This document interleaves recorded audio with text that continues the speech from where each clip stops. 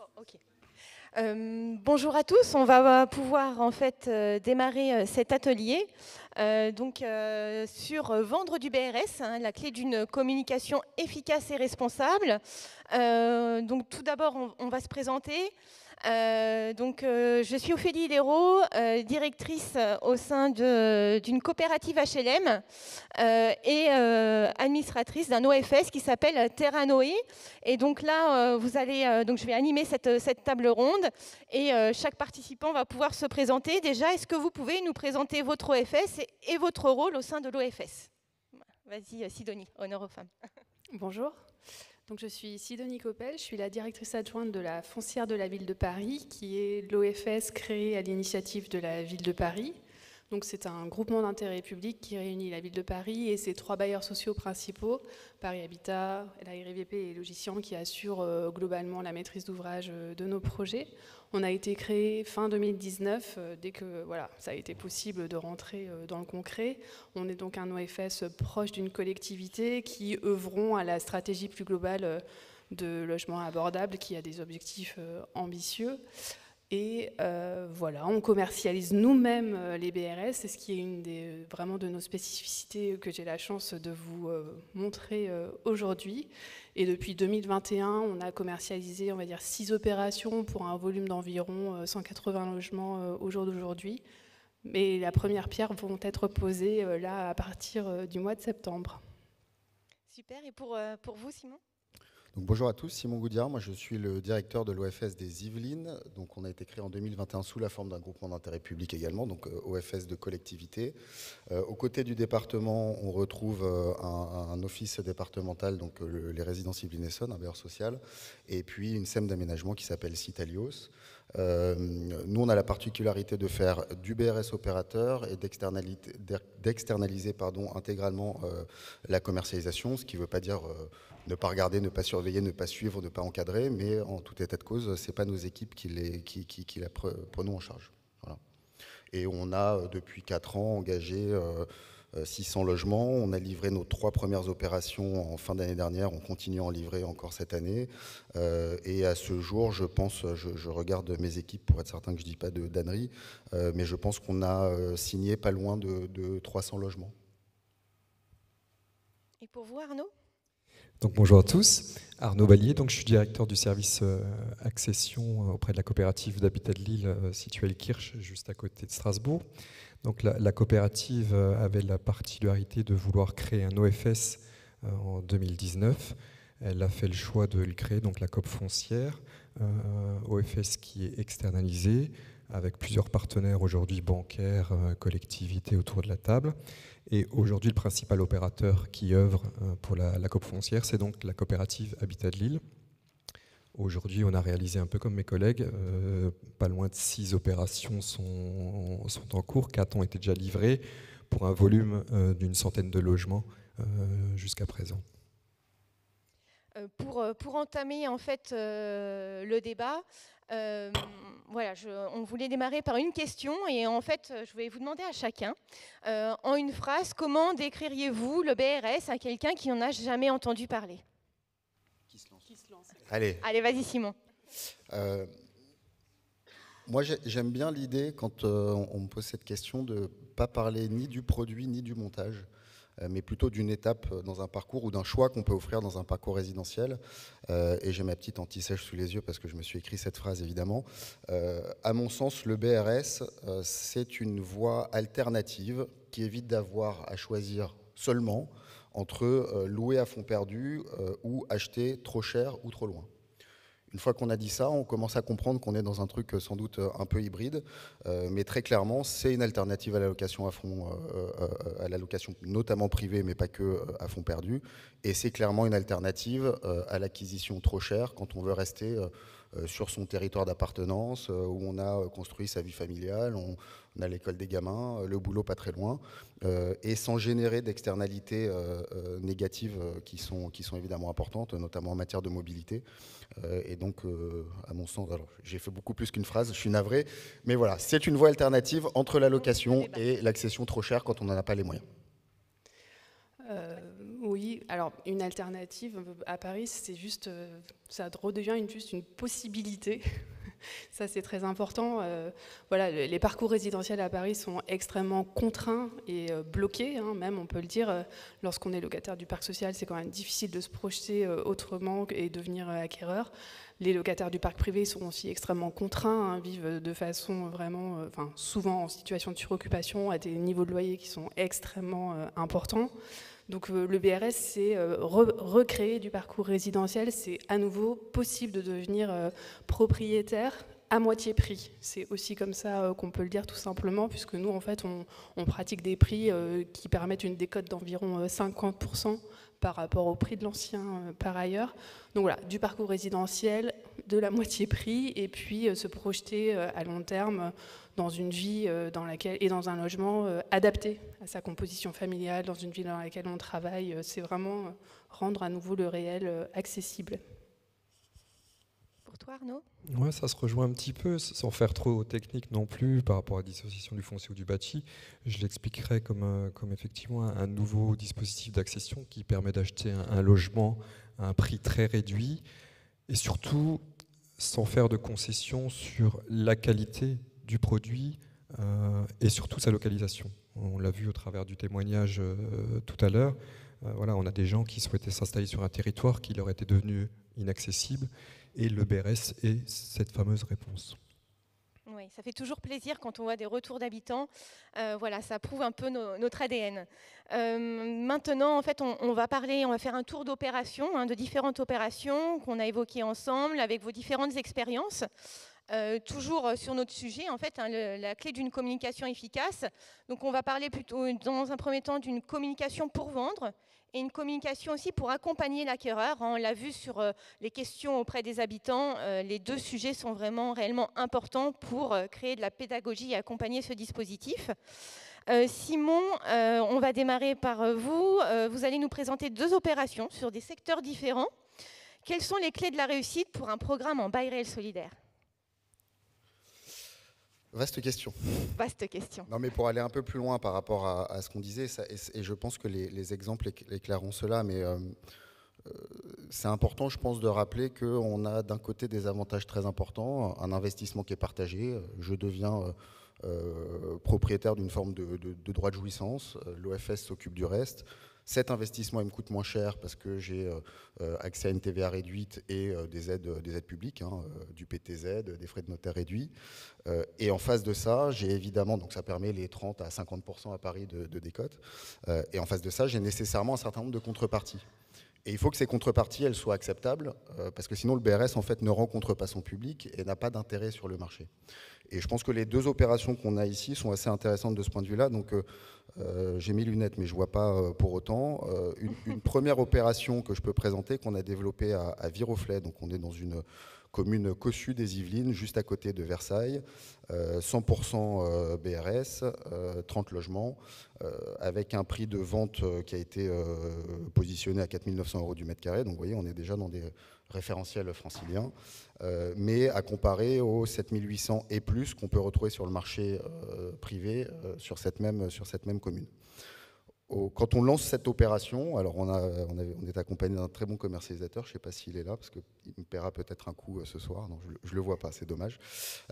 Mais pour autant, donc, on avait un niveau de décote qui était très important, dans une commune très attractive, dans un marché qui est très recherché, avec une offre qui est pas très importante, et les chiffres sont là pour en témoigner. 23 réservations au week-end de lancement sur les 30 logements, 100% de réservation en 3 mois, et au bout de 3 mois, on a dû avoir 1 ou 2 retours à la vente, des sujets de financement. Donc là, on voit qu'on a un produit qui est adapté, qui pourtant est assez cher, hein, quand on regarde les échelles de valeur qu'on peut retrouver sur le BRS France entière. Et ça, pour nous, cette opération, elle est intéressante parce qu'on voit bien qu'on a un niveau de décalage avec le marché qui est très important, dans une commune qui restera attractive, et on sait qu'elle sera durablement attractive, bien connectée au transport, etc. Et pour nous, c'est d'une certaine manière un gage de sécurité dans la durée de l'investissement de nos acquéreurs. On a beaucoup parlé tout à l'heure de la plus-value, je mets la spéculation de côté, mais de la plus-value, donc de la non-perte de valeur de son investissement. Et là, en l'occurrence, on a assez peu de doutes que dans dans un horizon assez lointain, on va rester sur des valeurs qui seront systématiquement à minima celles du prix d'acquisition, et on l'espère évidemment avec les actualisations qu'on connaît. Et cette sécurisation dans la durée de nos acquéreurs, elle est aussi sécurisante pour nous, si j'ose dire, puisque évidemment derrière, on aura nettement moins de problématiques d'appel en garantie, parce que j'arrive pas à revendre, refus d'agrément, nous on applique des décotes, donc là la sanction elle est compliquée. Donc voilà, ça c'est vraiment le cas d'école pour nous, un bon produit au bon endroit, au bon prix. C'est ce que je rappelle. C'est certain des fondamentaux, évidemment, c'est la base de tout produit qu'on a à vendre, qui correspond bien aux besoins des acquéreurs, qui sécurise leurs investissements et qui ne fait pas porter un aléa d'exploitation pour l'OFS, puisque je rappelle quand même que la matière financière, c'est aussi le cœur de notre sujet, au regard des investissements qu'on porte et qui sont en plus des investissements à très long terme, si ce n'est pour l'éternité. Second sujet, cette fois-ci on est à Meulan en Yvelines, donc là on est dans la vallée de Seine, on commence à être dans le Mantois, donc proche de Mantes-la-Jolie. On est là, on peut dire troisième couronne, voire plus, de l'agglomération parisienne. Une opération de 27 logements dans un ensemble plus conséquent en mixité. On a de l'accession, on a du locatif intermédiaire. Un prix de vente au lancement qui était à 3 000 € avec une décote légèrement inférieure à 30%, puisqu'on était à 29% par rapport au marché privé, valorisé autour de 4 200. Et là, au lancement, pas une touche, très peu de leads dans les retours qu'on a de nos commercialisateurs. Donc 0 résa au bout de 6 mois. Évidemment, on fait le point avec l'opérateur pour savoir quels sont les changements qu'on peut opérer. Très clairement, on a fait une analyse qui me semble être l'analyse qu'il faudra qu'on fasse systématiquement désormais, qui est la comparaison avec l'ancien. Très clairement, si le BRS est en concurrence directe avec l'ancien, on sait qui va gagner le combat, hein, très clairement. Donc un ancien à 3 200, on était quasiment au prix de l'ancien, on a dû décoter de 200 €, et là on a réussi à accélérer la commercialisation. Vous voyez, quand même 27 réservations en 24 mois, c'est pas rien, hein. Aujourd'hui en promotion privée, on a en moyenne 1 à 2 lots réservés par mois dans une opération. Donc on peut quand même être satisfait du résultat. En revanche, aujourd'hui, je dois dire que si c'était à refaire, je ne le referais pas, cette opération. On y allait pour tout un tas de raisons, politiques et autres, et je passe les détails. Mais très clairement, là, on est dans un marché que je ne vais pas décrire comme étant détendu, mais dans un marché un peu intermédiaire. Et très clairement, là, on a un risque pour notre acquéreur. Est-ce qu'il va revendre à ce prix-là ? Parce que le jour où il va actualiser, on est dans des valeurs de marché dans l'ancien qui sont assez linéaires, enfin assez flat aujourd'hui sur ce territoire. Est-ce qu'il va réussir à revendre ? Je ne sais pas, surtout si on n'a plus de PTZ, qu'on a des frais de notaire qui passent à 7-8%, qu'on s'est pris l'actualisation et qu'on a un bien qui est plus aussi neuf que quand il était neuf, par définition. Donc là, on a un risque pour notre acquéreur et en retour, on a un risque pour l'OFS. Et très concrètement, moi je crains qu'on ait...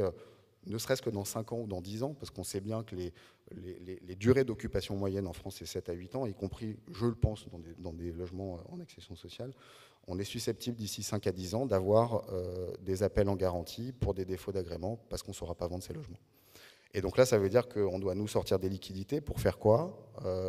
Pour essayer de les revendre, ce qu'on fera péniblement, ou les vendre à la casse, ou alors les transformer en BRS locatif. Et très honnêtement, ce n'est pas l'objectif pour nous dans une situation comme celle-ci. Donc c'est pour ça que je disais tout à l'heure, ces deux opérations sont très éclairantes par rapport à ce qu'on se raconte depuis tout à l'heure.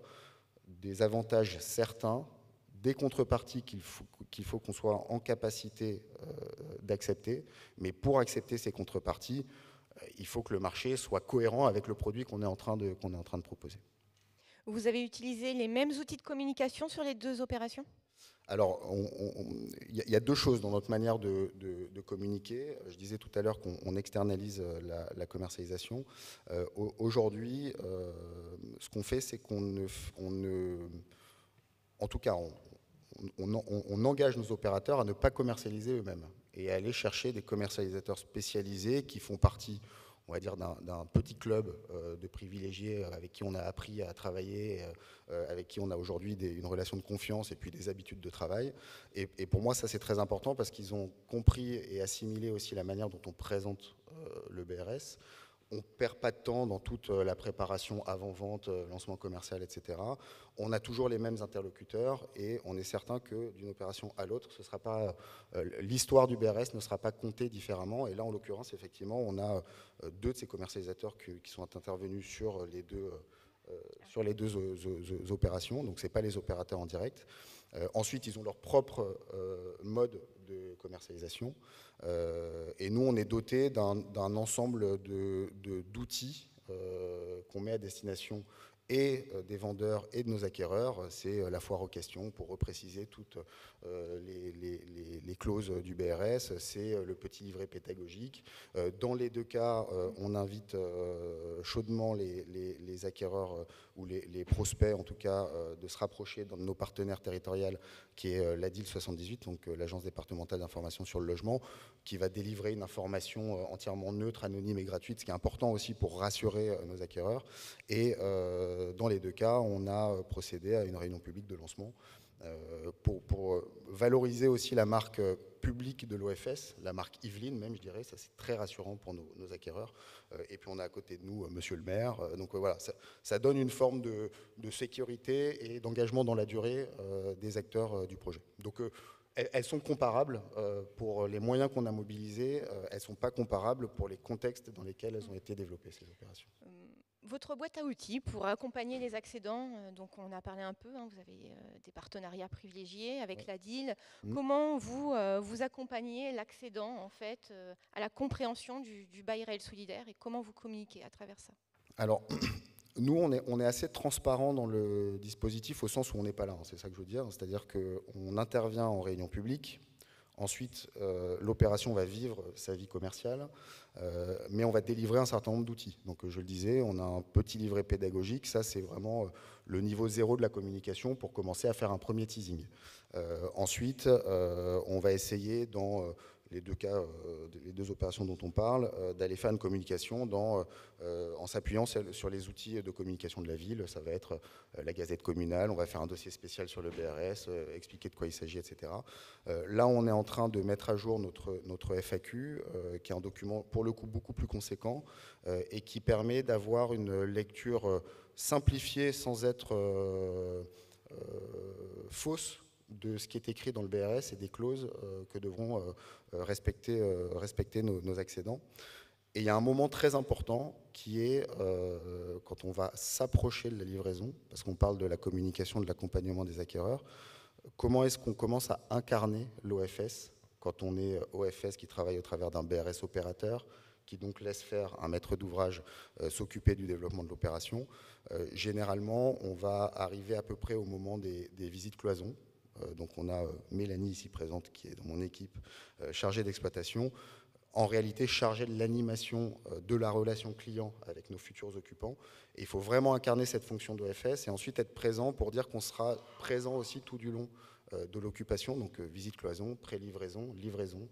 On remet tout un tas de documentation à ce moment-là et ensuite on se tient évidemment disponible pour nos acquéreurs tout au long de l'occupation. Mais je pense que cette manière de dire au départ, il y a un vendeur, il y a un promoteur qui va vendre un logement, l'OFS va intervenir à un moment donné, mais la relation contractuelle n'existera qu'à partir du moment où ils auront signé leur acte de vente, mais qu'ensuite on arrive dans le dispositif et qu'on commence à vraiment organiser une relation avec nos occupants, ça me semble déterminant. Beaucoup plus que la communication, même si effectivement il ne faut pas raconter n'importe quoi, voilà, il y a un enjeu de responsabilité par rapport à ça. On va rentrer avec Arnaud sur un autre système de commercialisation, puisque vous commercialisez en interne, voilà, au sein de vos équipes. Donc on va faire un tour de vos opérations également, et puis un petit peu nous expliquer comment vous commercialisez et quels sont les freins que vous rencontrez à la compréhension du bail réel solidaire et quels sont en fait vos secrets pour ne pas faire peur aux futurs accédants. Donc là, j'ai repris l'exemple dont Geoffrey parlait tout à l'heure, l'acquéreur qui a fait son témoignage, qui est typiquement le profil d'une opération qui réunit un peu ce qu'on s'est déjà dit tout à l'heure, tous les voyants en vert pour à la fois limiter les risques pour l'acquéreur et pour l'OFS derrière.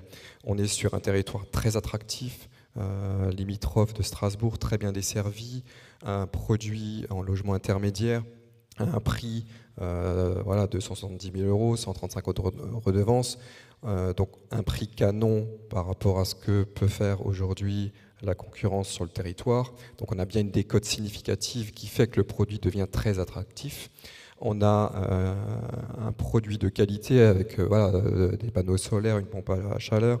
On est en RE 2020. Donc comme dit, tous les voyants là-dessus sont verts, ce qui fait on rencontre un taux d'écoulement après au niveau de la commercialisation qui est relativement intéressant puisque le produit en devient très attractif.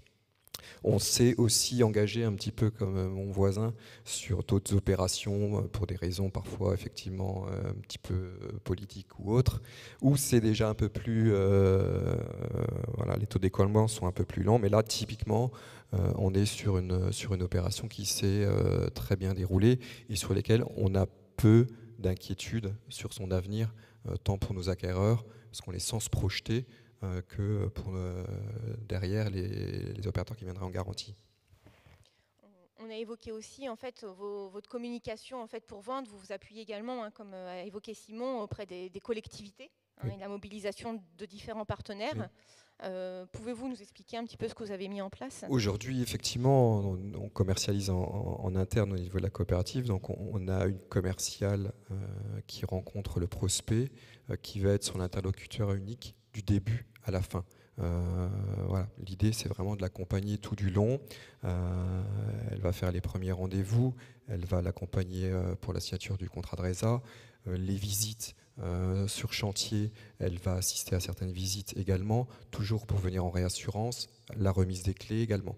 Et tout du long, on va effectivement passer beaucoup de temps avec le prospect pour lui expliquer le produit avec des outils, on en reparlera peut-être tout à l'heure, hein, un peu comme tout le monde, mais on y reviendra un peu plus tard. Et effectivement, on s'adosse aussi sur les collectivités lorsqu'on fait un lancement commercial, parce qu'effectivement, ça apporte un gage de sécurité et de sérieux pour le prospect. Il se dit, tiens, si mon maire est dans la salle aujourd'hui, c'est peut-être qu'effectivement, le produit a du sens et que ce n'est pas quelque chose qui est sorti du chapeau comme ça de la coopérative Habitat de Lille. Ouais. C'est rassurant. Voilà.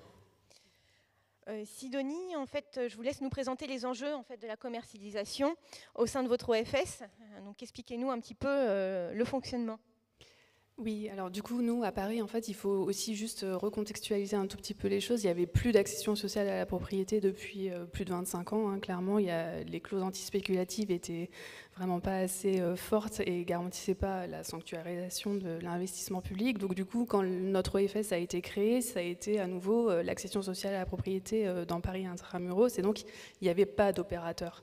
Nous, on a vraiment recréé le métier dans toute sa chaîne de l'accession à la propriété, du développement foncier à la vente du coup, puisque ce métier n'existait plus.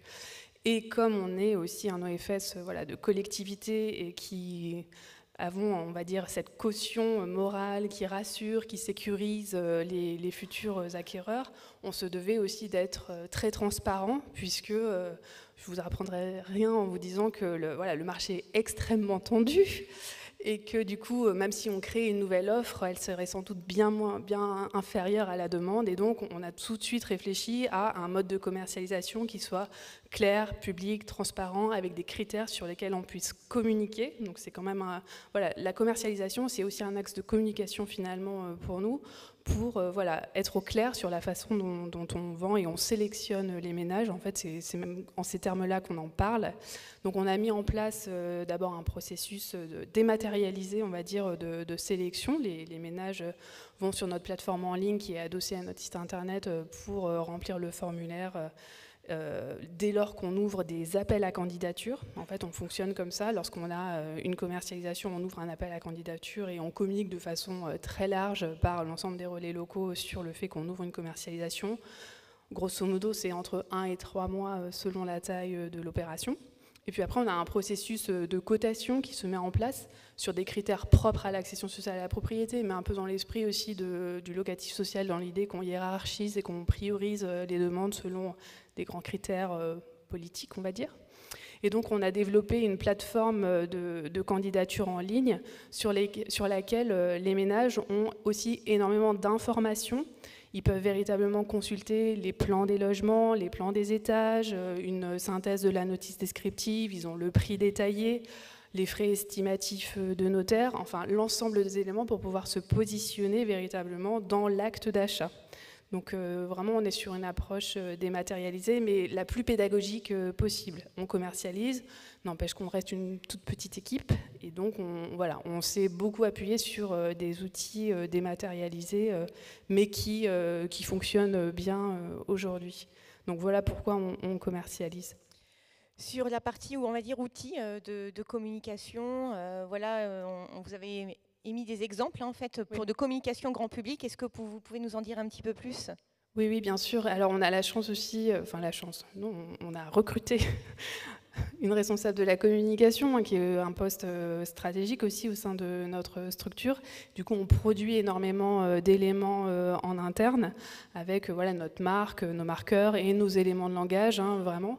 Et aussi, ensuite, on a des kits de communication que l'ensemble de nos partenaires peuvent relayer, que ce soit les aménageurs lorsque nous sommes dans des zones d'aménagement, les bailleurs sociaux qui peuvent aussi communiquer auprès de leurs locataires, les mairies d'arrondissement, la mairie centrale qui a quand même une force de frappe sans pareil, on peut se le dire sur sa newsletter, c'est quand même un grand spectre de communication. Donc on multiplie les outils et notamment on a créé par ailleurs un premier guide qui s'appelle « Devenir propriétaire en bail réel solidaire » dans lesquels en fait on réexplique ce en quoi consiste le BRS. On a des éléments sur en gros nos partenariats bancaires aussi. On est vraiment dans une approche pédagogique en amont de vraiment le positionnement pour acheter, pour bien faire comprendre ce en quoi consiste une acquisition en BRS. Vous utilisez plusieurs outils de com, plusieurs événements, proximité, webinaire. Quelles sont un peu les retombées de ces différentes formules en fait, de communication ? Oui, donc je parlais des outils juste avant. Maintenant, on a des supports aussi. En fait, lorsqu'on est en période de commercialisation, on a à cœur aussi d'animer l'ensemble de ces périodes, puisqu'on le sait, les commercialisations, l'écoulement des ventes, c'est quelque chose qui ne vient pas automatiquement. Donc, on essaie de se rendre le plus accessible possible et d'être au contact le plus possible des futurs acquéreurs. Donc on fait différents événements en lien avec les mairies d'arrondissement, des réunions publiques de lancement pour présenter les programmes et le BRS, toujours à double détente, le dispositif d'une part et le programme d'autre part. Et puis surtout, on a créé, 2 événements qui sont devenus un peu des récurrents qu'on aime beaucoup. Le premier, donc, ce sont les webinaires, qui est en fait un format très facile et très léger à organiser et qui rencontre pas mal de succès. Où en gros, pendant la période de commercialisation, on explique véritablement, plan à l'appui, on aide à lire les plans en fait, tout simplement, parce que comme on fait que du neuf à ce jour, c'est quand même pas forcément si aisé de comprendre. Donc on est vraiment là en train d'expliquer des plans, comme sans doute certains commercialisateurs pourraient faire en bulle de vente. Nous on fait ça sous forme de webinaire et ça marche plutôt bien. En général on a 60-70 personnes qui s'inscrivent, on fait ça sur la pause déjeuner, donc c'est quelque chose de 1 heure, ça marche bien. Et surtout aussi, on a mis en place ce qu'on a appelé les rencontres du BRS, un peu en période de pré-commercialisation, j'ai envie de dire, où en fait, on va dans des lieux publics qui nous sont mis à disposition et on a organisé, en lien avec 2 partenaires financiers privilégiés que sont le Crédit Social des Fonctionnaires et Action Logement Service, avec leurs conseillers financiers qui viennent avec nous et en fait, on propose de façon gratuite des premières simulations financières aux ménages qui souhaitent réfléchir et peut-être acheter un jour en BRS. Et on sait que le financement, c'est la clé de tout. Et du coup, comme ce sont des primo-accédants, ça les aide vraiment à se projeter dans ce qu'est un plan de financement, quelles seront mes charges, quelles seront mes mensualités, est-ce que je suis prêt à m'engager pour aussi longtemps. Et c'est vraiment des résultats très fructueux parce qu'en fait, ça vient sécuriser, j'ai envie de dire, véritablement ensuite les candidatures et l'acte d'achat le plus en amont possible finalement. Oui, c'est vraiment très intéressant. Vous avez vraiment un accompagnement constant en fait, des acquéreurs. Vous allez pouvoir nous en parler. Et en fait, derrière cet accompagnement, vous permet-elle en fait, d'avoir des recommandations, du parrainage en fait, entre accédants? C'est un tout petit peu difficile à dire encore aujourd'hui parce que même si on a commercialisé plusieurs opérations, on n'en est qu'au début des vagues, j'ai envie de dire. Donc pour l'instant, voilà, on a des retours très positifs. De là à vous dire qu'il y a du cooptage, enfin c'est pas ça le mot. En tout cas, c'est quand même pas non plus ce qu'on souhaite uniquement, puisque nous on veut vraiment s'adresser au plus grand nombre, même si le dispositif est connu, il n'empêche qu'il faut quand même amplifier la connaissance du dispositif. Et voilà, donc non, c'est encore un peu difficile à dire aujourd'hui, mais on voit bien qu'on a des gens qui s'inscrivent régulièrement à nos webinaires, à ces rencontres, ça essaime quand même. Simon, on va passer sur justement qu'est-ce qui marche au niveau matériel et moyen sur le bail réel solidaire. J'ai schématisé un petit peu vos propos pour derrière voir un petit peu, créer une émulation sur un programme et rassurer un prospect en fait. Vous êtes créé en fait des différentes étapes, si vous pouvez nous expliquer. Oui, en fait, on essaie de créer, évidemment en accord avec le commercialisateur ou l'opérateur, une forme de montée en température commerciale. Et il faut que ça reste à bonne température jusqu'au moment où on va pouvoir ouvrir les premières réservations. Et juste pour préciser pourquoi est-ce qu'on a mis en place ce dispositif, en tant qu'OFS départemental, nos premiers clients, si j'ose dire, c'est les communes. Et donc on adresse une offre de service pour développer du BRS au bénéfice d'une commune. Et donc je dirais que le premier acteur dans tout ce dispositif-là, c'est le maire. Et donc comment est-ce qu'on met ça en place? Avec le maire, avec ses équipes, et généralement dans une approche de commercialisation au départ en exclusivité locale. Donc on réserve vraiment la priorité aux habitants de la commune ou aux actifs de la commune. Et une fois qu'on a dit ça, ça nous permet d'aller mobiliser tous les outils que la commune peut mettre à notre disposition. Donc généralement, c'est timé comme ce que vous avez à l'écran, non, c'est plus le cas. Donc à J-30 avant le lancement commercial, on a une première campagne de communication autour du projet. Donc c'est ce que je disais tout à l'heure. On va rédiger un article, un dossier spécifique dans la Gazette communale. On peut d'ores et déjà intégrer une première page de pub ou alors une première date qui va être donnée sur l'organisation d'une réunion publique réservée aux habitants. Donc ça, c'est un petit mois avant le lancement. 15 jours avant le lancement, on a ce que tu as appelé la commercialisation terrain, mais en gros, c'est on renforce les éléments de teasing localement. Donc généralement, c'est de la distribution de flyers, c'est du boitage. Nous, on a quand même des petites communes globalement dans les opérations qu'on développe. Donc on peut même faire un boitage sur la commune dans son ensemble, où on va commencer à délivrer quelques éléments de langage. On en a parlé, je crois, tout à l'heure. En tout cas, on a vu sur tes flyers acheter son logement à 5 000 € du mètre carré à Paris. On va commencer à développer aussi une forme de sémantique de ce type-là. Devenez propriétaire de votre logement pour le prix de votre loyer. Mon logement comme une épargne à vivre. Le BRS, ça fait un bail que j'attendais ça. Mon logement à prix plancher. Une pièce en plus pour le prix de l'appartement plus petit, etc. etc. Bon, on peut le décliner à l'infini. Donc ça va commencer à créer une vraie émulation locale. Et donc il y a déjà eu une annonce de l'organisation d'une réunion publique qui va avoir lieu une semaine avant le lancement officiel.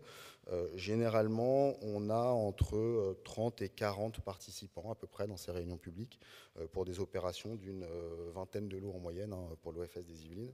On est allé jusqu'à 100 dans une commune où ça a très bien marché. On a tout vendu en 3 mois. C'était pas Viroflay cette fois-ci, c'était à Jouy-en-Josas. Donc on est dans une très belle commune aussi des Yvelines.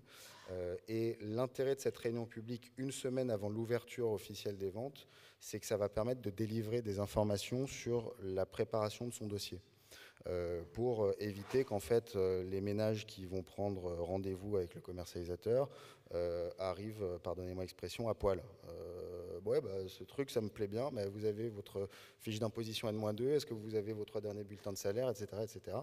Donc ça permet de les préparer à anticiper et organiser leur dossier.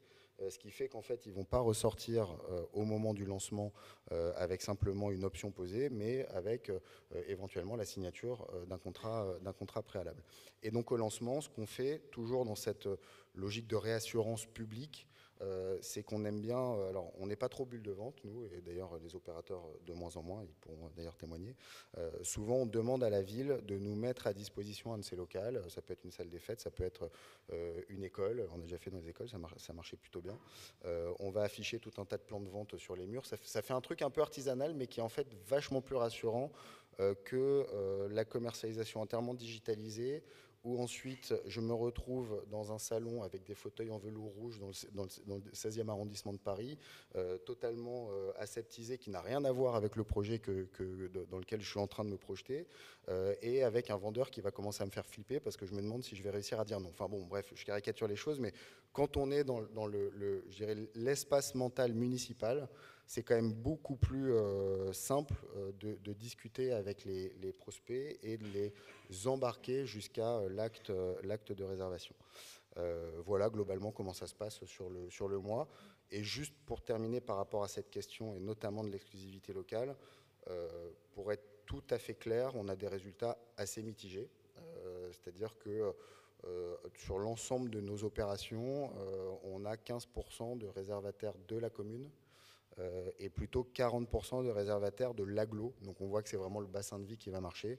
Et généralement, dans des marchés qui ne vont pas démarrer, comme on a pu le montrer tout à l'heure à Viroflay au week-end de lancement, c'est vrai que dès qu'on ouvre au grand public, on a une accélération en fait, des ventes. Mais c'est important, déjà parce qu'on fait plaisir à nos élus et à nos maires, qui sont bien souvent conseillers départementaux.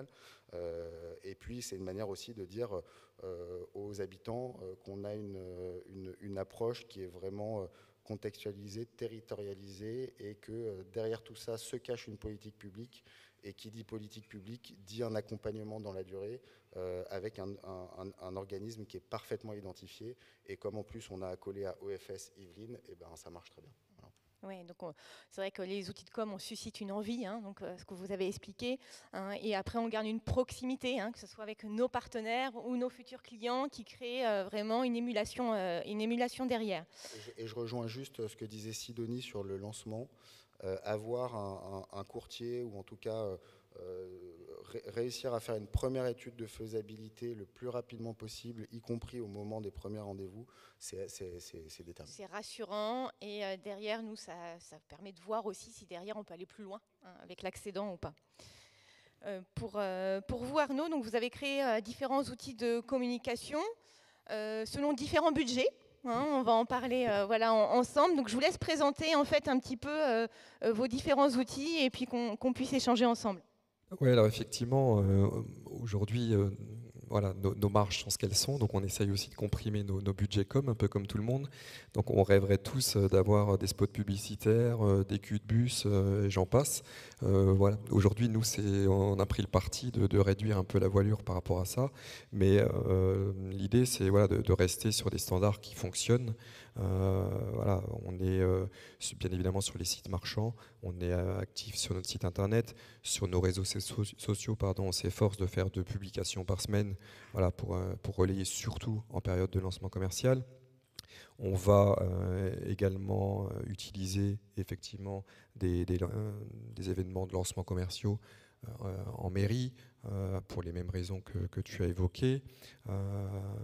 On a rédigé des plaquettes qu'on a essayé d'être les plus pédagogiques possibles, les plus simples possibles, pour rassurer nos acquéreurs. Surtout au début. Au début, c'était relativement compliqué. Les 2 premières opérations en 2021, voilà, au niveau national, il y avait très peu de résonance. Il y avait vraiment de réelles inquiétudes chez les clients. Aujourd'hui, on s'aperçoit que voilà, le BRS prend de plus en plus de place au niveau national et rassure. Mais on reste quand même avec des outils qui sont spécifiques. On travaille aussi aujourd'hui, bien évidemment, les bâches, les panneaux sur site, quand le site n'est pas dans une impasse. Vraiment, on est sur des standards. on développe, comme on l'a vu tout à l'heure aussi, de plus en plus de supports vidéo, avec voilà, des vidéos testimoniales sur, maintenant qu'on a nos premiers acquéreurs qui sont rentrés dans leur logement, c'est comment ils nous expliquent le parcours client, BRS chez Habitat de Lille, comment ils vivent leur emménagement.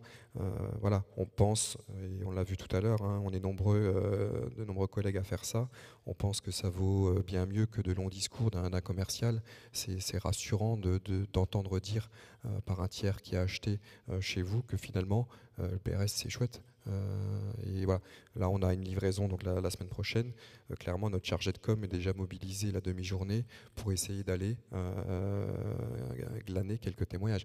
C'est pas facile non plus parce que voilà, l'acquéreur témoigne pas forcément si facilement, mais voilà, on fait les efforts nécessaires pour essayer de capitaliser et s'en servir par la suite. Ça, c'est des petits éléments qui coûtent pas trop cher et qu'on souhaite développer dans un avenir proche. Et pour vous, Sidonie et Simon, les témoignages clients, avez-vous déjà fait des vidéos pour pouvoir un petit peu démystifier le BRS ?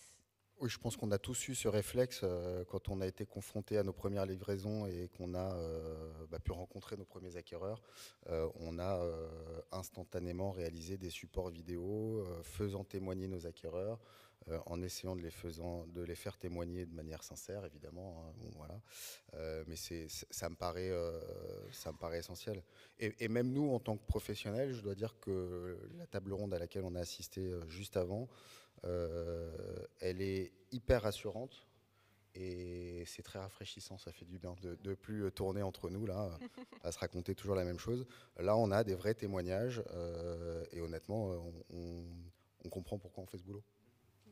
Et donc je pense que les possibles acquéreurs comprendront pourquoi il faut acheter en BR. Oui, avec leurs propres termes, c'est aussi ça qui est intéressant. Sidonie, vous êtes plutôt vente assise ou vente debout ? Alors moi je suis vente dématérialisée, comme vous avez pu le comprendre tout à l'heure, mais néanmoins on est plutôt vente debout lorsqu'on fait des actions de terrain. Moi, je parlais tout à l'heure par exemple des rencontres du BRS. C'est des moments où on prend vraiment le temps de renseigner de façon personnalisée, hein, véritablement, individualiser les gens qui font aussi l'effort de venir à notre rencontre.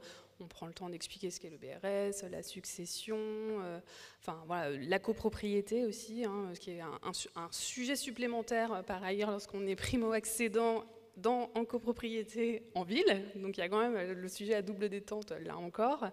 Voilà, donc on a beaucoup de choses à expliquer, donc on prend le temps. Voilà, on est debout pour se rendre accessible, mais s'il faut, on s'assoit. Super. Et pour vous, Arnaud, on est plutôt bureau de vente mairie ou en agence ? En agence. On a nos locaux, on reçoit dans nos locaux. Simon, vous voulez faire un petit complément par rapport à mes questions ? Alors nous, c'est plutôt effectivement en mairie. Après, bon, il faut aussi recevoir les clients et généralement, ça finit chez l'opérateur. Et nous, c'est les deux. En fait, la vente assise, c'est très rassurant parce qu'on a un contact direct avec le commercialisateur.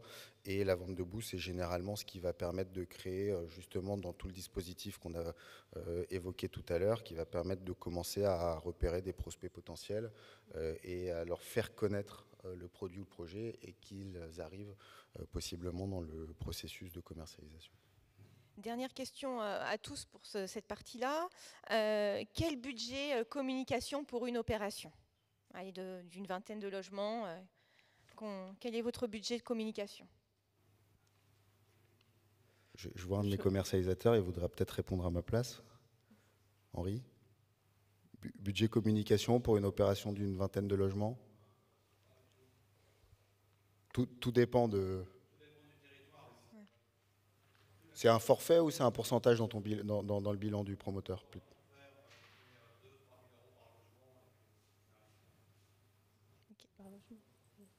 Mais c'est l'opérateur qui paye. Nous, ce serait difficile honnêtement de vous sortir un chiffre. Pourquoi ? Parce qu'en fait, déjà on fait beaucoup de choses en interne. Je disais, on a un poste de responsable de la communication, donc ça c'est très productif. c'est un coût, mais ça reste très productif. Et du coup, et par ailleurs, nous, il se trouve que c'est des effets un peu de fait, quoi, pardon. On commercialise concomitamment pas mal d'opérations. Donc, on est un peu dans des cycles. Et donc, en fait, ça nous permet vraiment de mutualiser énormément de choses. Et puis, les rencontres de terrain, que j'ai pu évoquer tout à l'heure, en fait, c'est plus du temps, j'ai envie de dire. Donc, ça nous coûte à nous, la disponibilité, mais c'est aussi très riche, hein. On aime faire ça, c'est important. On est au contact du terrain, donc c'est très important. Je dirais que c'est plus du temps, vraiment, que de la production et du coût, véritablement. Juste un mot, là, on essaye quand même d'amplifier la connaissance du BRS à Paris, puisqu'à partir de septembre prochain, on va quand même commercialiser 230 logements d'un coup, donc c'est quand même pas rien. Donc là, on teste par exemple une opération un peu à titre expérimental. On a fait de l'affichage dans les couloirs du métro, donc ça a un petit coût. Effectivement, on va voir par ailleurs quelles en sont véritablement les retombées. On teste encore des choses, donc c'est difficile véritablement d'avoir un vrai retour. Nos OFS restent jeunes, donc c'est vrai qu'aujourd'hui, d'avoir déjà une chargée de com intégrée, je pense qu'on vous envie. Et pour vous, Arnaud, le budget com, ça dépend des opérations. Comment vous... Le directeur de la maîtrise d'ouvrage, dans ses équilibres financiers de bilan, il a un montant qui me fait fantasmer, parce qu'il est effectivement plutôt autour de 2000 voire 2500 euros. Bien évidemment, dans la vraie vie, on a des discussions musclées entre le service accession, le responsable com et le DAF qui nous disent que voilà, clairement, nos marges étant ce qu'elles sont, il faut gratter où on peut gratter, et donc il n'est pas question de dépenser autant. Donc aujourd'hui, on est sur des montants malheureusement pour moi qui sont bien en dessous, mais qu'on adapte aussi en fonction du projet. Là, l'exemple que je viens de donner tout à l'heure, les maisons dont Geoffrey parlait tout à l'heure, clairement on n'a pas mis la même chose parce qu'on savait que ça allait se commercialiser plutôt facilement.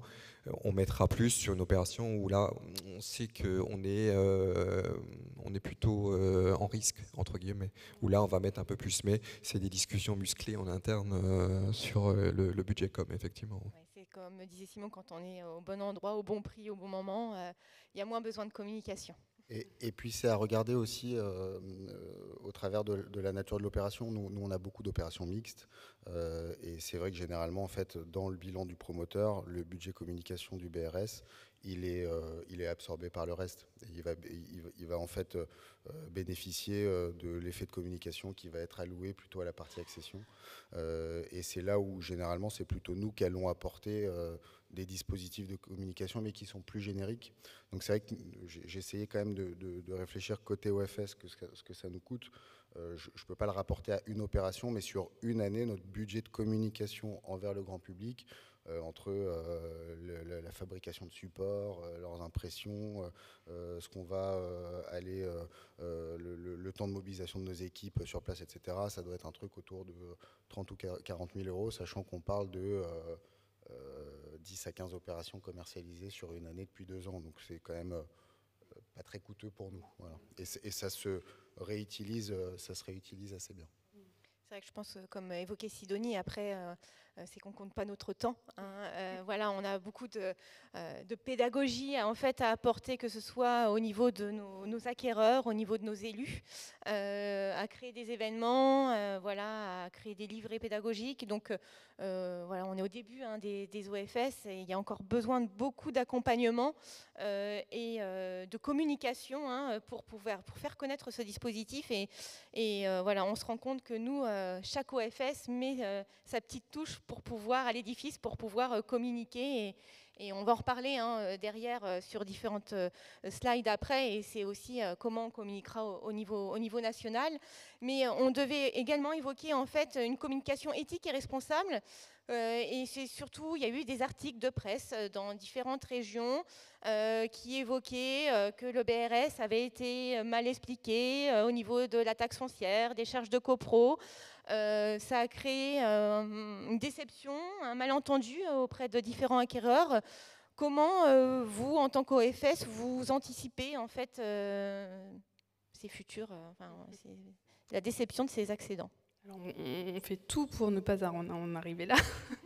Donc on fait énormément de pédagogie, j'ai essayé de vous l'avoir montré en amont et pendant la commercialisation, mais on continue aussi à faire énormément de pédagogie une fois qu'on est vraiment dans l'acte d'achat. Et par exemple, on organise des réunions en présence de nos notaires et même chez nos notaires en amont de la signature du contrat de réservation pour avoir une séance véritablement pédagogique, vulgariser le plus possible, mon Dieu, ce BRS.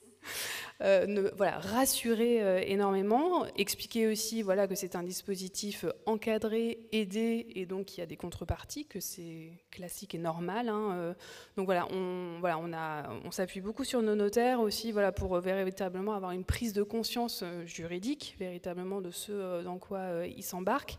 Tout ça, une fois de plus, voilà, la faisabilité financière, ensuite la lecture juridique. On essaie vraiment de minimiser le plus possible ce fameux taux de chute, entre guillemets, dont je parle, qui est pas très beau, mais qui est quand même un peu réel. Donc voilà, nous on s'appuie aussi beaucoup sur nos notaires là-dessus. Et puis on organise aussi des réunions, on va dire, d'accueil des accédants en arrondissement, où nos élus et notre président en premier lieu explique aussi à quel point voilà, le soutien de la collectivité est important et donc c'est normal qu'il y ait des contreparties. Donc je pense que c'est assez bien compris. Et tout à l'heure, l'un des témoignages aussi disait que voilà, c'était un partage de valeurs. C'est quand même aussi des gens qui font un projet d'acquisition dans quelque chose qui leur parle d'antispéculatif. Et donc pour l'instant, nous, il n'y a pas trop de déception. Et pour vous, Simon ? Ben, on en revient au sujet du début, c'est-à-dire qu'en fait, plus on a un produit qui est bien conçu, au bon endroit, au bon prix, et moins on sera exposé à des déceptions. Et je pense que les déceptions, elles ont lieu plutôt dans des situations où effectivement le BRS est fragile, parce que peut-être pas adapté au marché, au territoire. Et là, très clairement, on aura de très très grosses déceptions. J'en parlais d'ailleurs avec certains commercialisateurs qui sont en train d'accompagner des reventes et qui nous disent que aujourd'hui, ils ont assez peu de gens mécontents au moment de la première acquisition et qu'ils ont beaucoup de retours assez négatifs sur les premières reventes. Et ça pose question de où ça a été développé, à quel prix et pourquoi. Et donc, il faut être aussi très clair sur ce qu'on raconte par rapport aux différentes clauses du BRS en allant jusqu'au bout. Je prends un exemple parce qu'on en a, enfin, les acquérants en ont beaucoup parlé, cette notion de plus-value. Quand on regarde le BRS et qu'on présente l'encadrement du prix de revente, on dit vous pourrez revendre votre logement au prix d'acquisition, augmenter d'un certain indice, augmenter des éventuels travaux d'amélioration, minorer des éventuels frais de remise en état, etc. etc. Et donc le problème, c'est que si on ne dit pas que ce prix-là constitue un prix maximum, mais pas un prix de vente, en fait, c'est le premier truc sur lequel on aura des vrais malentendus. Et quand on regarde ce qui est dit de manière vulgarisée dans nos échanges entre nous, dans les bulles de vente, etc., c'est votre logement, vous pourrez le revendre à ce prix-là. Non, vous pourrez le revendre au maximum à ce prix-là. Ça ne veut pas dire que ce sera le prix de marché. Donc et ça n'est qu'un exemple parmi tant d'autres dans toutes les conditions d'exécution du contrat de BRS. Et je pense qu'il faut qu'on aille toujours vraiment au fond de l'explication, y compris dans le scénario qui est pas forcément le plus favorable pour l'acquéreur, ou en tout cas prendre des dispositions. Par exemple, on a fait le choix à l'OFS des Yvelines de mettre en place des garanties solidaires inspiré à 100% du modèle HLM. Donc on a une garantie de rachat, une garantie de relogement en cas d'accident de la vie, et on souscrit donc sans aucun frais pour l'acquéreur une assurance protection revente qui permet justement, le jour où on aurait une revente à perte, de réussir à aller combler cette moins-value au travers de cette assurance. Donc il faut soit être très clair et aller jusqu'au bout de l'explication si on n'a pas de choses à mettre en face, ou alors aller jusqu'au bout et puis dire, mais voyez, par ailleurs, on est capable de vous apporter un accompagnement un peu spécifique. Et donc c'est là où effectivement le rôle du commercialisateur est quand même assez essentiel. Et du commercialisateur, y compris quand c'est l'OFS, parce que Oui, oui. On peut avoir une science importante du BRS. Celui qui va expliquer le BRS en direct à l'acquéreur, c'est pas forcément toujours celui qui l'a le plus pratiqué et qui peut parfois ne pas savoir répondre à une question. C'est pour ça qu'on on s'appuie sur des partenaires tels que la DIL. Vous faites pareil avec certains de vos partenaires. Tu parlais du CSF et puis d'autres. Enfin, je pense qu'il faut vraiment élargir le plus possible le nombre d'accompagnateurs dans la description du produit dans les opérations. Pour vous, Arnaud? Oui, c'est relativement similaire. On a fait le choix d'être le plus transparent possible et le plus tôt possible. Tout de suite, de dire les choses. Voilà, effectivement, la revente, c'est comme ça. La location chez nous, c'est interdit. Voilà, d'être vraiment le plus transparent pour éviter des accueils par la suite. Encore une fois, on a un accompagnement individualisé. On a la chance d'avoir une notaire fléchée BRS qui connaît très bien le produit, qui a construit avec nous les matrices, qui va être aussi dans ce rôle pédagogique qu'on lui a demandé d'être relais aussi sur ces éléments-là. On fait des événements, des réunions acquéreurs avant livraison pour expliquer une nouvelle fois comment ça va fonctionner. On fait idem puisqu'on assume aussi le rôle de syndic provisoire. Donc on fait une réunion spéciale syndic. On fait beaucoup de choses. Parfois, au moment de ces dernières réunions, quand on approche de la remise des clés, on a des questions en salle, et là je me dis, waouh, là on a raté un truc, mais qu'est-ce qui se passe pourtant? On s'est plié en quatre pour expliquer les choses, et là on me parle de c'est quoi les charges, c'est quoi, etc. Par curiosité, là on a, sur les dernières opérations qu'on a livrées, j'ai assisté aux deux premières AG de CoPro, j'ai eu des questions, j'étais là, waouh, là, comment ça se fait qu'on me pose ces questions-là? Comment ça, je ne peux pas faire une piscine dans mon jardin? On m'avait dit non, on vous a jamais dit que vous pourriez faire une piscine dans votre jardin. Enfin, des trucs. Ah ben si j'avais su, j'aurais pas acheté un BRS. Non, attendez, on reprend le truc. Enfin voilà. Donc on s'aperçoit et on apprend aussi au fil des livraisons. On apprend, l'équipe commerciale apprend à ajuster aussi son discours, à être plus prudent sur certaines choses qui peuvent revenir. Donc voilà, on apprend aussi en même temps. Alors qu'on pensait avoir mis beaucoup de choses en place, au final, on s'aperçoit que pour certains publics, il faut revenir sans cesse avec certains... Voilà. Oui, c'est ça la pédagogie, et c'est vrai que des fois, l'oral part, les écrits restent. C'est vrai que des fois, on peut aussi créer des petits schémas pour simplifier, expliquer, qu'on peut remettre. Parce qu'on voit qu'en fait, on a beau des fois à l'oral expliquer, il y a des gens, il faut que ce soit simplifié par écrit. Vos statuts vous permettent aussi d'être, ils sont sociétaires, au Oui. sein. Donc derrière, comment vous animez ce sociétariat, et justement, est-ce que ça lève un peu les freins de cette contrainte en se disant, de toute façon, moi je fais partie aussi de l'OFS? C'est des choses qu'on essaye de mettre en avant ces derniers temps.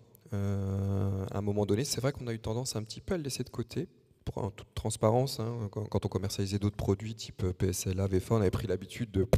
Effectivement, ça c'est un truc. Aujourd'hui, avec l'arrivée du BRS, on remet ce sociétariat en avant, les valeurs coopératives, etc. Et là, on insiste bien là-dessus. Et je pense que ça fait partie du package de réassurance du client. Là, on avait un client, à titre d'exemple, mécontent, que j'ai reçu hier. On a démarré un chantier, on a dû tailler le beau noyer qui sera prochainement dans son jardin. Il était furax, il est venu accompagné d'un tiers qui était son conseiller juridique, je ne sais quoi. Il était en boucle, le pauvre, sur le fait qu'on avait à son goût taillé trop largement l'arbre. Et voilà, en répétant toutes les étapes où on s'est vu, où on a essayé de construire cette confiance et le fait d'insister sur nos valeurs coopératives, le conseiller juridique a lui-même été rassuré en disant « Attends, détends-toi, t'es pas en face d'un promoteur classique, entre guillemets, sans que ce soit péjoratif, mais tu as quelqu'un en qui tu peux avoir confiance et qui t'explique les choses, qui est transparent. » Je pense qu'aujourd'hui, c'est quelque chose que nos équipes ont intégré, de remettre ces valeurs coopératives au cœur du process d'achat du BRS. Simon, je te laisse compléter les propos. Non, mais je rejoins complètement ce que dit Arnaud sur le revenir sans cesse sur les sujets. En fait, il ne faut pas de progressivité, il faut tout dire dès le début. Mais une fois qu'on a tout dit, il faut y revenir sans cesse et au bon moment. Et très clairement, moi j'ai un souvenir de notre toute première AG, puisqu'on livrait notre première opération. Et quand on en vient aux répartitions des droits de vote entre l'OFS et les acquéreurs et le paiement des charges, quel que soit celui qui a voté, là je me dis qu'on avait loupé quelque chose. On avait des bouches ouvertes devant nous qui étaient en train de se dire qu'est-ce qui se passe, donc ils vont voter à ma place et puis je vais payer. Enfin bon bref, la question de la copro, c'est effectivement un vrai sujet. Et donc voilà, faut qu'on soit là en permanence et rabâcher les choses, revenir, etc., etc. Donc je pense qu'il ne faut pas perdre de vue cet objectif. Pour faire un retour en fait sur la communication et ce qui est pratiqué au niveau de Foncier Solidaire France, Sidonie a participé à un chantier auprès de Foncier Solidaire France avec d'autres OFS, où derrière en fait on a un peu relevé les outils de communication qui étaient utilisés par les membres de Foncier Solidaire France. Donc derrière, des plaquettes de présentation. On voit qu'on a tous notre plaquette. Derrière, on a une page dédiée sur un site internet qui reste plus ou moins développé selon les OFS. Des supports plus techniques du dispositif, souvent sous forme de schéma, c'est ce qu'on évoquait. Des explications en fait des conditions, des avantages du BRS. On s'est rendu compte qu'il y avait assez peu de place pour les valeurs en fait, des OFS sur les retours que l'on a eus. Et derrière, en fait, sur ce diagnostic, en fait, nous permet de voir que à travers Foncier Solidaire France, il y a vraiment un volet de communication qui pourrait être utilisé, un souhait d'utiliser le réseau comme une campagne de communication, un grand public, avec donc un état des lieux commun pour permettre de produire des fiches techniques sur le BRS qui pourraient être utilisées par tous. Et demain, en fait, c'est vrai que notre force au sein de Foncier Solidaire France est notre diversité, d'être différentes formes d'OFS. Et comment on pourrait communiquer ensemble? Selon vous, qu'est-ce qu'on pourrait mettre en place ensemble? C'est toi qui réponds. Ouais. Non, c'est pas toi. Allez, vas-y, Sidonie.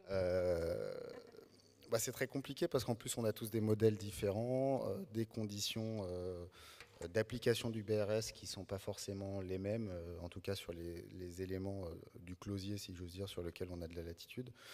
Donc je pense qu'on a un tronc commun qu'il faut qu'on arrive à défendre. Sans pour autant noyer le reste qui fera la spécificité de chacun des OFS. Mais c'est aussi notre plus grand danger. Et typiquement, si on en revient sur les malentendus, les déceptions, etc., le problème, c'est qu'on peut avoir différents OFS qui n'ont pas exactement les mêmes clauses dans le BRS, qui vont intervenir sur un même territoire, et donc les gens se parlent entre eux et se disent « je ne comprends pas pourquoi lui, il me fait une redevance fixe, et toi, c'est une redevance variable, et puis lui, c'est une décote à la revente, et toi, tu n'as pas de décote, etc. » Et je pense que non seulement en termes de communication, c'est risqué, mais je pense qu'on s'expose aussi à un moment donné à un risque jurisprudentiel sur certaines clauses, où je ne suis pas certain qu'on sera très à l'aise le jour où on va se retrouver dans un contentieux avec un ménage à défendre certaines des dispositions qu'on a mis en place. Je pense en particulier aux questions des décotes et du caractère plus ou moins significatif de ces décotes, mais pas que. Mais je pense que c'est un vrai sujet. Et donc ça veut dire que dans notre communication, il faut sans doute valoriser ce qui fait l'ADN partagé par tous du BRS, et qu'ensuite chacun puisse se saisir de ces outils de communication communs en apportant des compléments de ce qui fait sa spécificité. Mais c'est vrai que c'est important, je pense qu'on explique bien qu'on parle du même produit. Après, c'est vrai qu'au sens large, d'avoir une communication nationale, ça apporterait une visibilité qu'aujourd'hui, on n'a pas. Donc c'est vraiment ça, et accompagner ça. C'est vrai que dans un monde idéal, vous en tant qu'OFS, vous souhaiteriez quoi, Arnaud, qu'on mette en place? Effectivement, pour moi, communiquer, on parlait de budget tout à l'heure, comme clairement se payer des spots de pub, grands médias, ou des annonces, etc. On peut difficilement se le permettre, en tout cas nous à notre taille. Maintenant, d'utiliser notre force de frappe au niveau national pour diffuser sur du média plus large, sur des schémas de principe, parce qu'effectivement, on a tous nos spécificités. Je pense que ça me paraît très important. Moi, je sais que voilà, nous, au sein de la Fédé des coopératives, le réseau des commerciaux, c'est quelque chose qu'on fait remonter régulièrement pour voir de quelle manière, effectivement, on pourrait au niveau national mettre en place de la communication à grande échelle pour dédiaboliser entre guillemets le BRS, en faire un sujet qui devienne voilà, quelque chose de vraiment de captif à l'échelle nationale. Et pour vous, Sidonie, qui avez participé à, à ce chantier, donc derrière, donc voilà, vous avez eu la multitude d'informations, on va dire ça. Vous, qu'est-ce qui en ressort? Qu'est-ce que vous souhaiteriez au niveau national?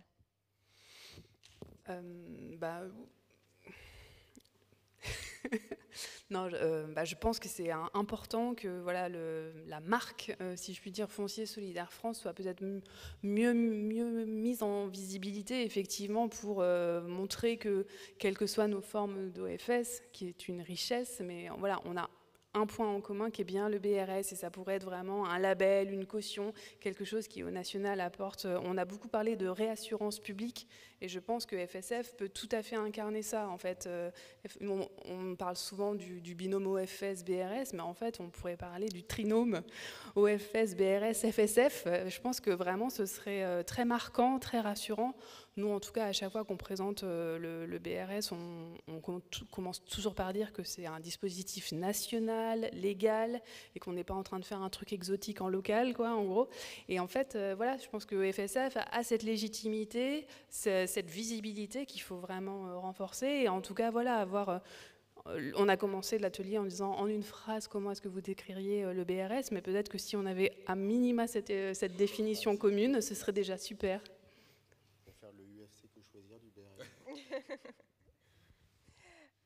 Donc voilà, pour clôturer cette table ronde, je vous propose des échanges avec la salle. Si vous voulez donc voilà, poser des questions aux intervenants concernant la communication et la commercialisation derrière du bail réel solidaire.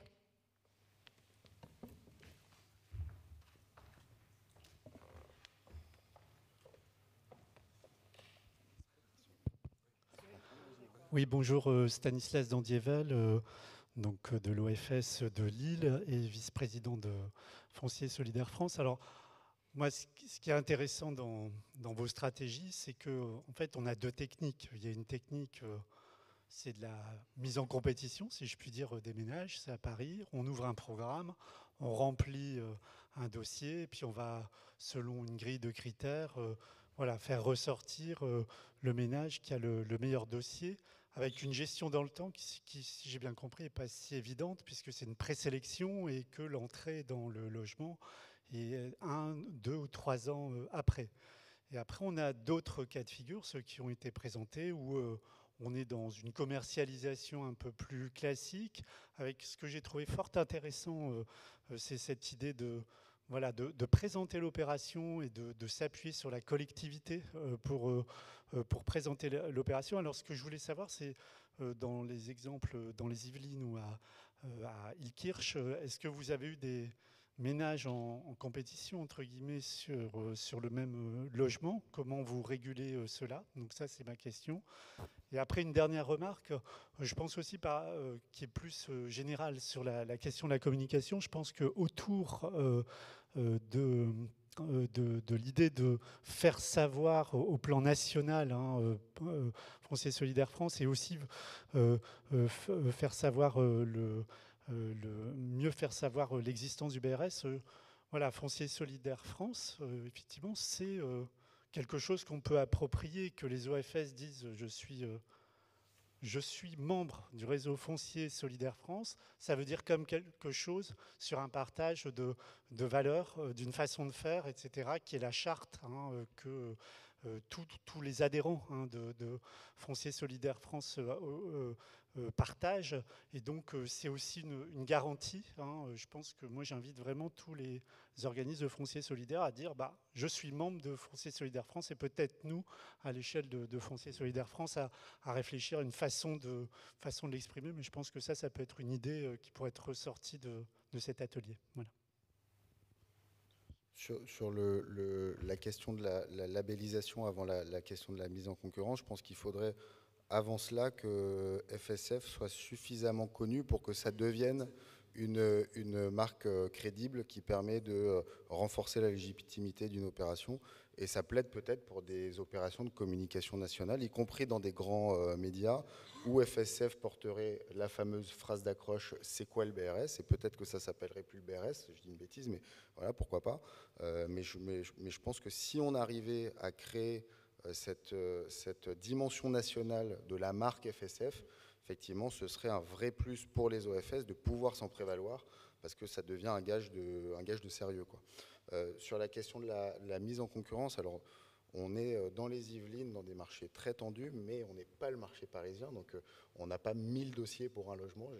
J'ai en souvenir, c'était Saint-Vincent-de-Paul. C'est le cas d'une opération. Voilà, bon, mais peu importe, c'était pour donner le caractère extrême. On n'a pas cette même tension-là. Nous, en fait, première mise en concurrence, c'est réservation aux habitants du territoire. Et donc, ça ne veut pas dire, c'est obligation de moyens, hein, on ne va pas faire du refus de vente, mais ça veut dire que si on a un ménage qui vient de l'extérieur du territoire, on va le faire patienter et éventuellement pouvoir lui proposer le logement qui l'intéresse si jamais il n'est pas réservé par un habitant du territoire. C'est arrivé assez peu de fois parce que c'est ce que j'évoquais tout à l'heure, le résultat de la commercialisation ultra locale, ça dépend des opérations, mais c'est assez mitigé. Et ensuite, la deuxième mise en concurrence, c'est l'horodatage. C'est-à-dire que quand on est dans ces phases de lancement, entre guillemets, c'est le premier arrivé, le premier servi, en fonction de la date et de l'heure de la prise de rendez-vous.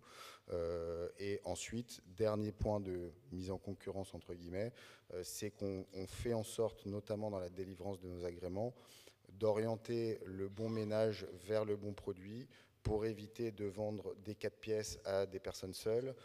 Donc on se donne comme limite la pièce en plus par rapport à la typologie. Donc une personne seule, évidemment, on peut aller dans un 2 pièces. Si on a une commercialisation poussive, on ne refusera pas forcément le 3 pièces parce qu'en plus souvent elle signe et en réalité elle achète toute seule et elle est en couple. Et ensuite le couple, évidemment, c'est le 3 pièces. La famille avec un gamin, c'est le 4 pièces et ainsi de suite. Et de toute façon, je vais vous dire, les gens qui achètent dans le BRS, c'est justement ça qu'ils recherchent. C'est-à-dire qu'en fait, ils se projettent dans un parcours résidentiel à logement constant. Donc plutôt qu'être un couple, acheter un 2 pièces et se barrer 2 ans après parce qu'il y a un gamin qui arrive, autant acheter tout de suite un 3 pièces, on a une piole qui sert d'espace de télétravail, et dans 9 mois, ça devient la chambre de bébé. Oui, même constat sur le secteur strasbourgeois. On n'a pas de file d'attente. Des fois, j'en rêverais, mais, mais voilà, on ne se bat pas non plus à coups de 100 dossiers pour un logement. Mais voilà, c'est un peu les mêmes principes. On a un principe aussi au début de lancement co pour les administrés de la commune, comme toi. Au final, le taux de retour, il n'est pas énorme.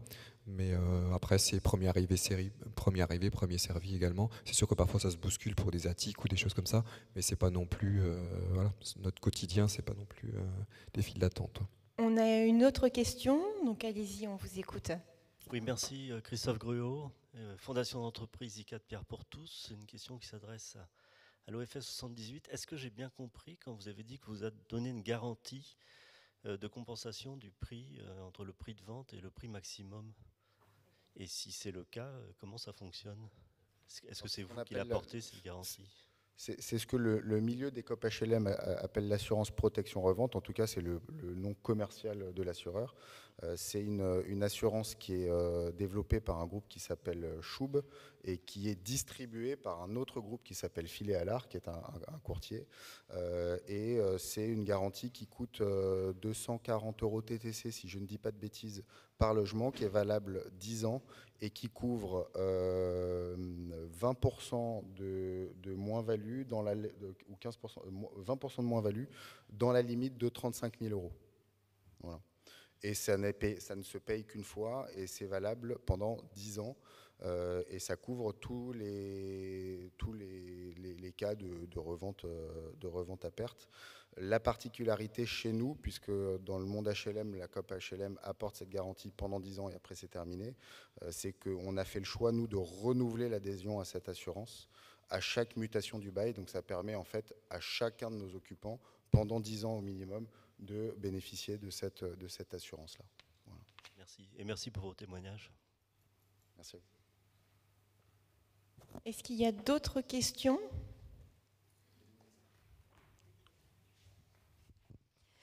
Bonjour Linette Zaragou, moi je suis de l'OFS Atlantique Accession Solidaire à Nantes. J'avais deux petites questions. La première, c'est sur l'explication du dispositif en termes un peu juridiques, enfin de notions juridiques. Parce que c'est vrai qu'au démarrage du dispositif, on parlait vraiment de dissociation entre la propriété du bâti et la propriété du foncier.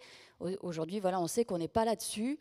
Néanmoins, j'ai l'impression qu'on a quand même toujours un peu, enfin en tout cas quand on voit des articles dans la presse, souvent on parle quand même du BRS encore un peu comme ça, alors qu'on est plutôt sur une notion effectivement de droit réel immobilier. Donc je voulais savoir comment vous faisiez passer, et voilà, si vous aviez trouvé des trucs pour faire passer cette notion juridique de manière un peu simple auprès des ménages, parce que c'est quand même compliqué dans le discours commercial.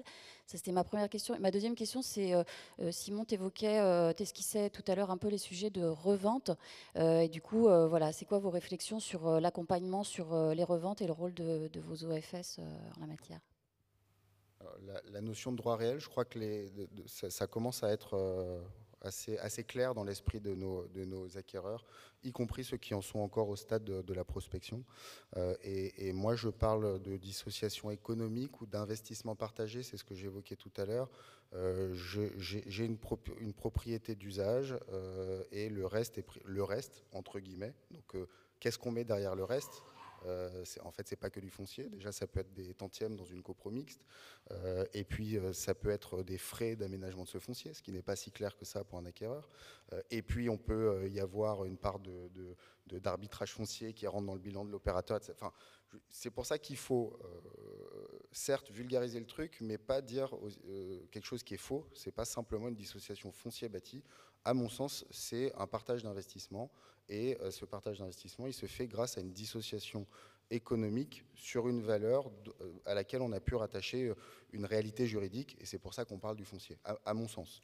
Alors, je l'expliquerai de manière plus simple face à un profane, mais voilà, pour dire que je pense qu'effectivement, mais c'était le réflexe de chacun au départ, dissociation foncier-bâti, et depuis, c'est resté, en fait. Et on continue à parler de dissociation foncier-bâti.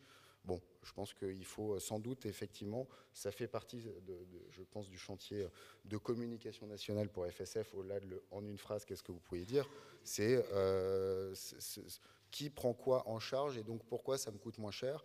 Et d'ailleurs, on dit dissociation foncier-bâti, et je rappelle juste que en moyenne, avec 30% de décote, en réalité, il y a la moitié qui est prise en charge par la TVA réduite. Et ça, personne ne le dit, hein. Hormis entre nous, parce qu'on est sachant, mais personne ne le dit, alors que c'est quand même la moitié du chemin qui est fait par une aide d'État, qui est la réduction, la réduction fiscale. Et la deuxième question, pardon, elle m'a échappé. C'était sur les reventes. Et sur les reventes, bah, en fait, c'est ce que moi j'ai une crainte aujourd'hui, c'est qu'on souhaite faire du BRS à tort et à travers absolument partout. Y compris là où, à mon sens, ça n'est pas adapté.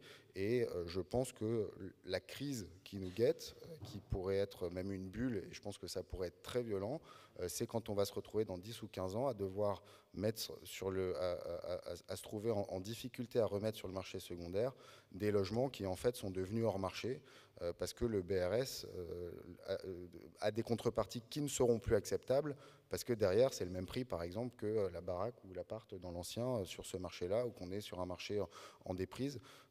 Le BRS a quand même été conçu pour les marchés hyper tendus ou tendus. Et je pense que c'est important qu'on redonne aussi toutes ces lettres de noblesse au PSLA qui devient justement le très bon complément à partir du moment où on glisse dans le marché qui n'est plus adapté au BRS. Et je trouve qu'on n'en parle pas beaucoup de ce sujet-là et ce sera intéressant qu'on recrée un discours commun sur le BRS s'est adapté à telles conditions et il y a des endroits où en fait c'est sans doute le PSLA en termes de dispositif d'accession sociale qui doit prendre le relais. Et moi je suis même très mitigé sur les sujets de copro dégradé, de rachat de l'eau, etc. Si ça n'est qu'un montage, on va droit dans le mur parce qu'en fait le BRS n'est pas un montage, c'est un produit perpétuel. Donc on peut faciliter un montage pour sortir un produit.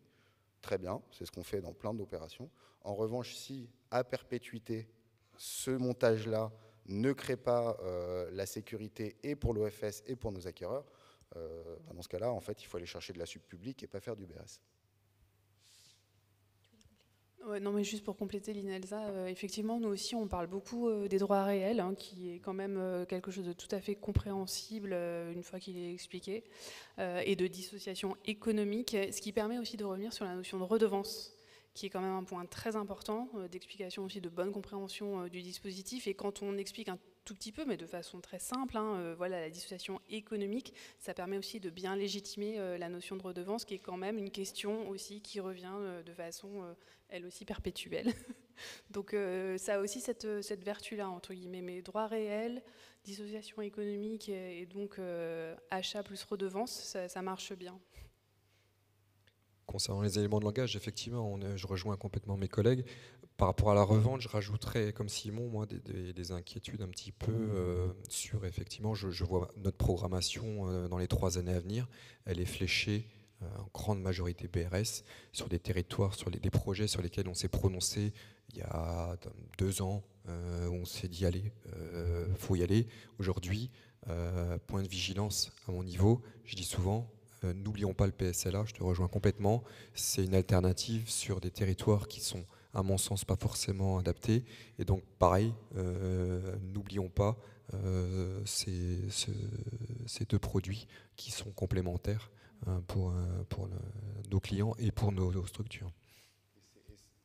C'est un problème presque politique, parce qu'en fait, très clairement, dans les Yvelines, et je pense que c'est ce que tu décris aussi, on a des contrastes énormes entre les communes qui font partie quasiment du cœur métropolitain, qui sont très très chères, et puis ensuite on a des communes rurales ou en déprise industrielle qui honnêtement ne sont pas adaptées à mon sens pour accueillir du BRS, mais il y a une gadgetisation du BRS, c'est-à-dire que maintenant on a des élus qui nous appellent, qui nous disent qu'ils veulent du BRS, et puis on a des services qui commencent à nous mettre des programmations BRS dans des PLU ou dans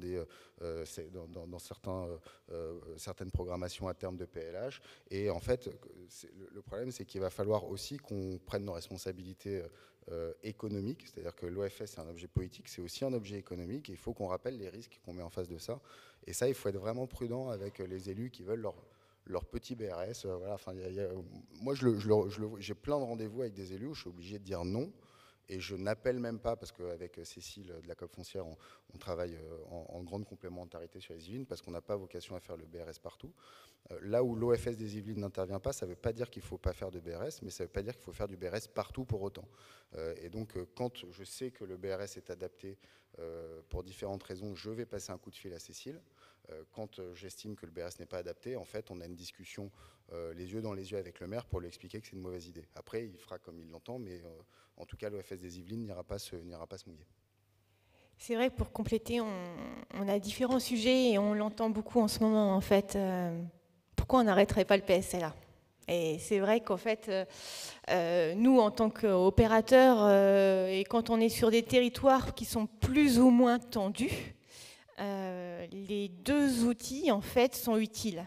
Et ça, il faut bien, après, j'entends qu'on ne doit pas faire de PSLA sur des zones tendues. On a un autre outil qui s'appelle le BayRail solidaire et qui répond aux enjeux. Mais quand on est en zone détendue, on va dire ça, le PSLA a encore tout son sens. Et ça, il faut vraiment qu'on le remonte, puisque on entend beaucoup parler de ça en ce moment. Donc il faut être vigilant sur ça. C'est 2 outils, on a une boîte à outils, et il faut utiliser les différents outils qu'on a. Est-ce qu'il y a d'autres questions sur la communication du BayRail solidaire ? Écoutez, donc non. Écoutez, en tout cas, merci à nos 3 intervenants pour vos retours d'expérience. Et puis, bonne visite pour la suite.